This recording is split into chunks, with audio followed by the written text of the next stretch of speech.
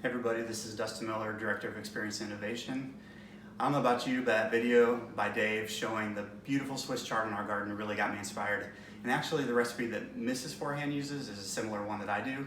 But today I want to show you a nice twist on that, and we're actually going to use Swiss chard in a bread recipe. So before we can cook down this chard, we need to get some bread ready. Okay, so for this Swiss chard loaf, you can use any of your favorite bread recipes, or you can even grab some bread that you've got in the fridge in one of those refrigerated rolls, something frozen. But I'm gonna share my favorite recipe. So it's just 4 cups of flour, 2 eggs beaten, a teaspoon of salt, a cup of warm milk, 1 melted stick of butter, half a cup of sugar, and then your standard 2.5 teaspoons of yeast.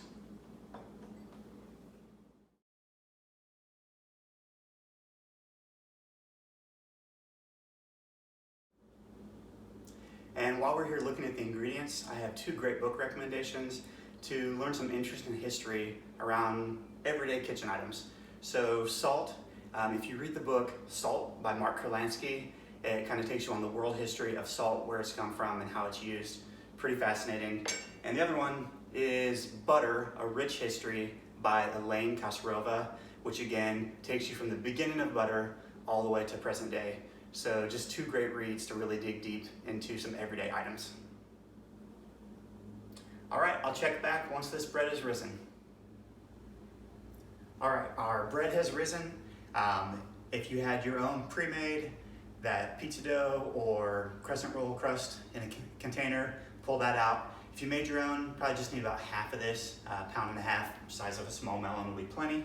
And I've gathered all my ingredients. So I've got that beautiful chard that I had out earlier, 6 full-size leaves, a little bit of olive oil, some garlic. I've got 4 cloves. If you love garlic, feel free to do more.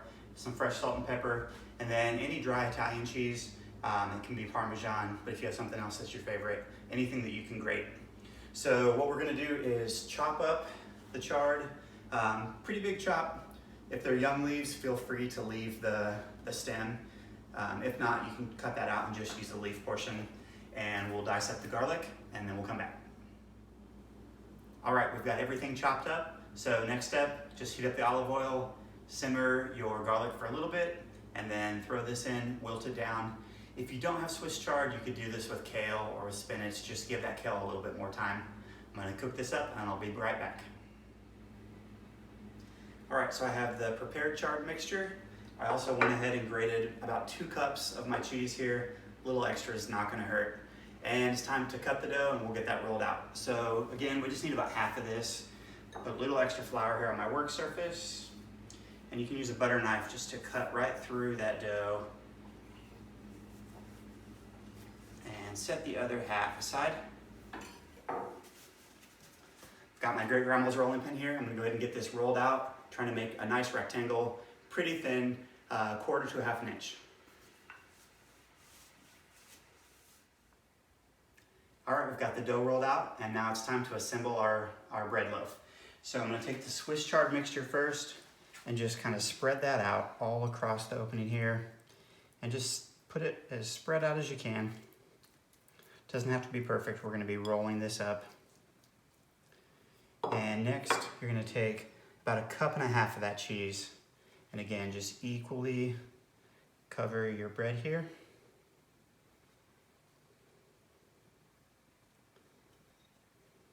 This makes me think this would make a great pizza too.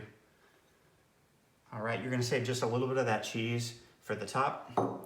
So now take the area that's the most narrow. So I'm gonna start on this side, and you're just gonna pull and roll that bread up.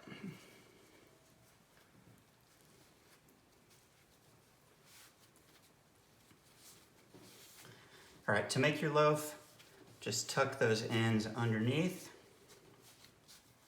All right, so we've got our loaf ready to go.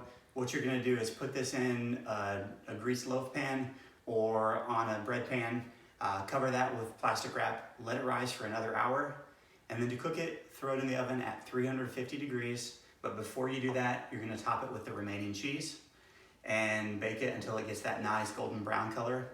So I'm gonna get this rising, put it in the oven, and we'll come back and see the finished product.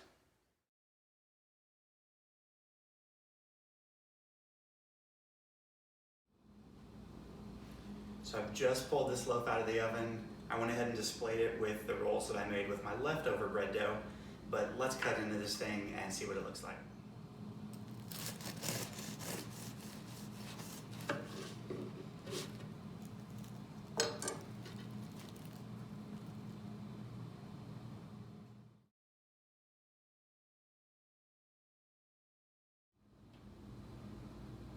And there you go, that's all there is to it. I hope you enjoyed this fresh take on Swiss chard. And once again, my name is Dustin Miller. I'm Director of Experience and Innovation, and I hope to see you real soon.